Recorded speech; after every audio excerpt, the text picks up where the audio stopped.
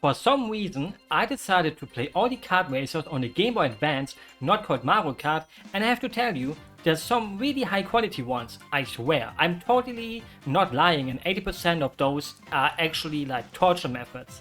But it also made me think about what people call the Game Boy Advance. I'm German, and most people I knew said GBA, the German way to say GBA. Sometimes someone would say the Advance, but nobody ever said its full name, which is weird since in comparison to the Game Boy Color, people always said its full name, also just Game Boy despite meaning the Game Boy Color. And not a single person has ever said GBC or GBC. And the same goes for the normal Game Boy. Nobody says GB or GB. Guess that's already used for Great Britain, despite there's nothing great about Britain. But we are here for the kart racers, so let's start with that. Hence Extreme Racing. I have to disappoint you, nothing about this game is really extreme, but back in the day just calling something wicked, radical and extreme was enough to make people really excited, most of the time at least. And to be honest, how do you even make a racing game about ants into something extreme? I haven't watched the movie and maybe it's good, maybe it's not, but the racing game is modest. That's the opposite of extreme. So it should be called Ants Modest Racing. Get it? You wouldn't expect this, but it actually plays well. As long as you don't get bullied by the other ants when you pick a lightweight character, because when they ram into you, you do like a Michael Jackson and turn 360 degrees, and it's pretty annoying, especially on the water stages. I was also impressed by the graphics. I hate the whole art style and everything, but it impressed me with how many things are happening in the background sometimes, like that weird thing in the first stage in the background. On the desert map there's things coming out of the ground and suddenly a kiddo is trying to burn you alive with a magnifying lens. So I have to apologize to my little ants, it can get a little bit extreme actually, sometimes. If I would have gotten this game for my grandma for Christmas or something back in the day, like for my birthday, I would have enjoyed grinding it out. Can't say the same for the next game actually though. Inspector Gadget Racing. No, there are no brown bricks in this game, so don't even ask. Or maybe there are after the first cup, because I couldn't play more than that. I have an intense hatred against Inspector Gadget since I was a kid, and I can't fully explain why. I think we all had shows we watched because there was nothing else on TV, or we waited for the good shows to start, like how you would suffer through something like Dark before SpongeBob came on afterwards. But every single time I saw Inspector Gadget on TV, I just had to either switch the channel or just turn the TV off completely. It disgusted me. The humor, the character itself, it boggled my mind how anyone could watch that. And I still wonder, I don't think I will ever get that question answered, and to be honest, I don't even want an answer, because that means I would have to talk to an Inspector Gadget fan. The first cup has a normal racing map, one where you fly and also one where you are under the water. Help me, I'm under the water. So I think that's how it would go for every cup. And it's a pretty neat concept, but it just feels so boring and gets even worse with how chewy the game plays like. You don't feel like you're getting any speed, it's a total bore, just like the show itself. I think not even fans would like this game, but I had to take a shower after I played this one because I felt disgusted actually engaging with something called Inspector Gadget like, because, no, I'm not gonna cry. Coco Tour Kart Racer. I watched almost every video of those videos where every single game for a console gets shown in a single video. I watched all 12 hours of the PlayStation 2 one, the GameCube, Wii, etc. And every single one of those had a Coco Tour game, and I always wondered, who the heck is this Coco Tour? It's just some generic looking little Satan imp, but he got so many games, and behind him was the company Neko Entertainment. Neko is Japanese for cat, but the studio, which got closed down nowadays, actually was from France. And you know what they say about those, so it just makes sense that it comes from there. The worst thing I noticed when I read their Wikipedia page was that they worked on another kart racer that I will talk about soon, after this one. Also it came out in 2006, which made me think, that's pretty late for a GBA game, since the DS was already out for like 2 years at that point, and the transition from the Advance to the DS just felt so fast. It felt like the second the DS came out, the GBA just immediately died, almost immediately. The game feels really fast, which makes it fun, but sometimes you get too fast for some of the tracks because they got such tight corners that make it hard to really drive them correctly, so you gotta brake lots, and nobody loves to brake in a kart racer. It's also not really pretty, but it's not bad either, it's pretty much alright. Crazy Frog Racer. Yeah, Neko, that's Japanese for cat, Entertainment was also responsible for this one, the Crazy Frog Racer, and the game itself is a disappointment. Even though I didn't expect anything, so I guess that can't really be a disappointment then. Nobody would expect it to be actually good. But what really disappointed me was that the Crazy Frog song XLF that we all know and love is not in the game. Because I guess getting the license for that song would have cost more than the whole game itself. But who didn't want to play a kart racer with their favorite ringtone character ever and his friends such as Rasta Dog, Punk Girl or Dream Boy? It's a bit sad just how generic the game is. I went into it with the expectation of it being the worst kart racer on the Game Boy Advance, but it just it exists, it's functional, it works, it's just that bland, unlike the Crazy Frog Racer on the DS. That one is probably one of the worst racing games ever created. For some reason, one of the tracks was like bugging out, but after restarting it, since it was impossible to win with the street looking like this, it suddenly looked normal. Since I was playing it on an emulator, I have no idea if the game is buggy or if it was an emulation issue. I want to give the Crazy Frog the benefit of the doubt though. So it wasn't, it wasn't his fault. It was maybe my fault for emulating it. I deserve the guillotine. I deserve it for emulating. Don't tell Nintendo. One day I will play the other versions, and that will be the day I'm gonna get the closest to never drinking Pepsi again as a punishment to myself after making myself play those. But you know, that day will hopefully never come. Crash Nitro Racing. It played okay, looked okay, sounded okay. It's an okay game, that's what I would say. Neither bad, not fully good. Jenseits von Gut und Böse. Beyond good and evil. There's no point in playing this one when you can just play the original Crash Team Racing, so next one. Konami Kart Racers. I'm not even gonna try to make an unfunny, unoriginal joke about how Konami isn't even making video games anymore. This one surprised me the most, and I can say without a doubt this is probably the best kart racer on the Game Boy Advance. It's so much full of charm, the whole menu, the intro, the music, the racetracks, the cute sprites, everything just fits. And it also plays well. What more could you ask for? Who didn't want to race as Grey Fox from Metal Gear against Dracula from Castlevania and the Octopus from Parodius?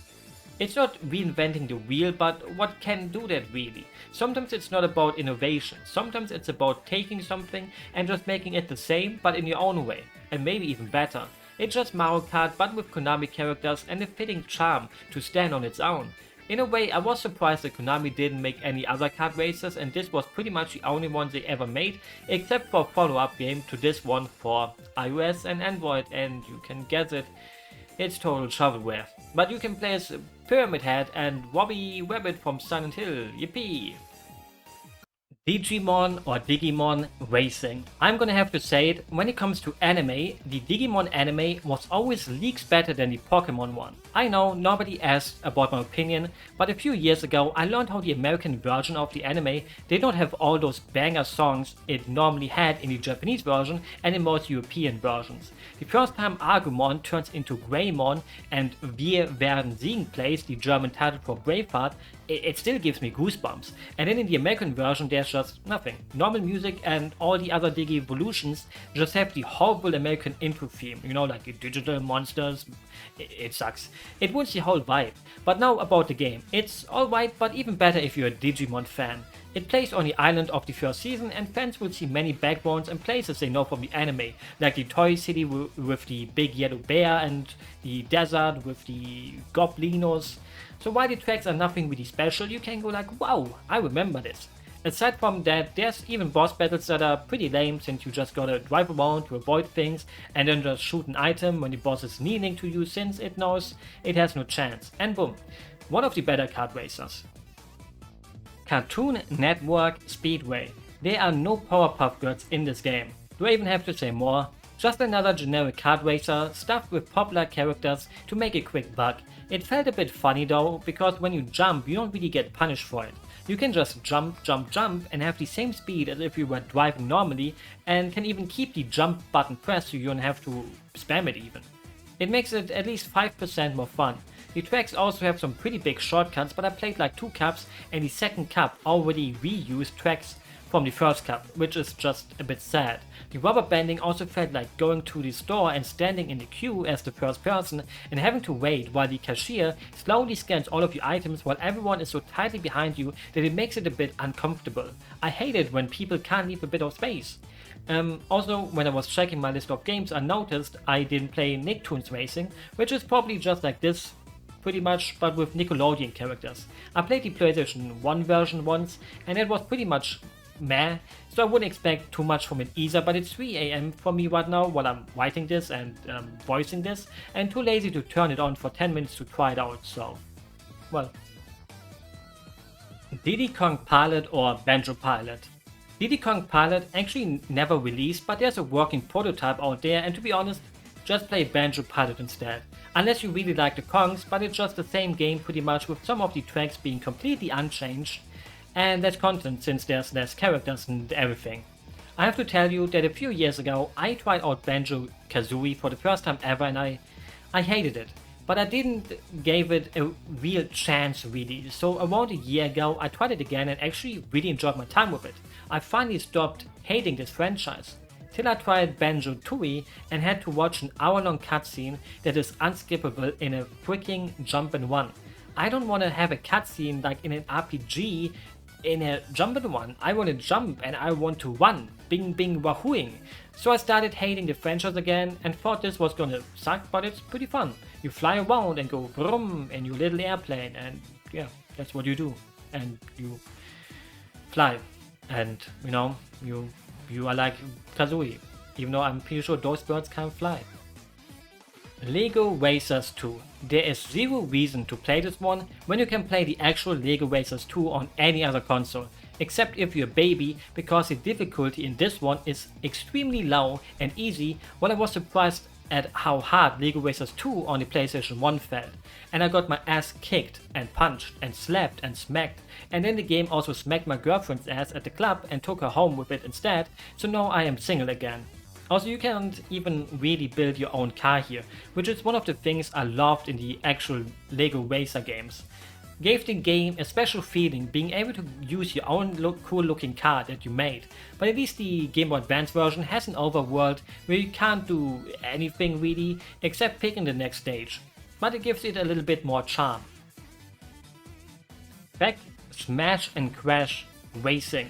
Insert a funny Shrek meme here. If people even still find those funny, I think they do, but I don't know anything, so I would be wrong, so I'm not gonna insert anything. All of the games today played from a perspective from behind your cart, but not this one. This one decided to be more like a rally game, where someone gives you the directions where you have to drive like, Sammy, you're baking the car. I think everyone knows that video, I hope, or else I will look like an idiot now quoting it.